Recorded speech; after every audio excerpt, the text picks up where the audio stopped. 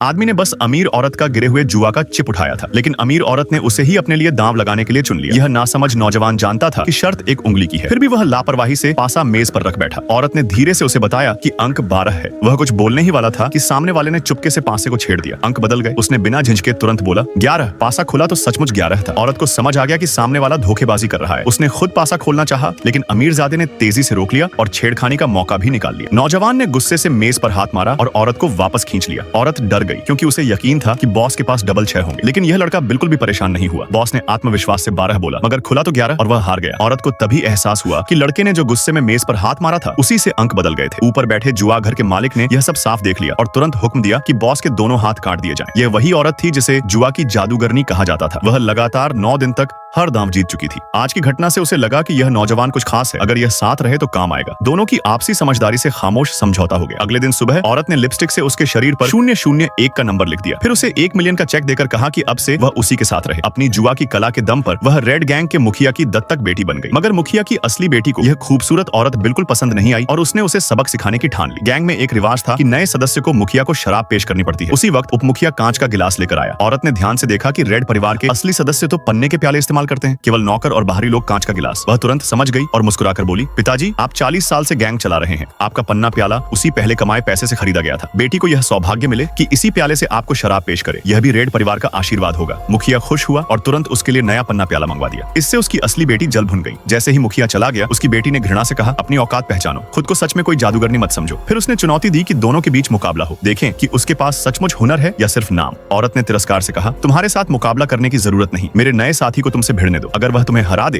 तो मान लेना कि मैं सच में जादूगरनी हूँ। रेड परिवार की बेटी ने ठाका लगाया और शर्त रखी कि अगर वह जीत गई तो औरत को गैंग से हमेशा के लिए निकलना होगा। नौजवान ने औरत की तरफ देखा और पूछा कि उसे क्या चाहिए। औरत बोली, यह दांव हमारी पूरी जिंदगी पर टिका है। दोनों में मुकाबला हुआ, दोनों ने अपनी चाल चली। फिर वो बेटी बोली कि तुम दोनों मुझे हरा नहीं सकते। ऐसा उसने इसलिए बोला क्योंकि पत्ते बांटने वाली महिला उसके पक्ष में थी और उसे पता था कि नौजवान के पास कौन से पत्ते हैं। नौजवान ने देखा कि गोटियों में लिखा हुआ अक्सर मिटा हुआ है। वो चश्मिश की जेब से रुमाल उठाकर गोटी पोंछता है और फिर अपने पत्ते खोलता है और जीत जाता है। लड़की का मुंह खुला रह जाता है।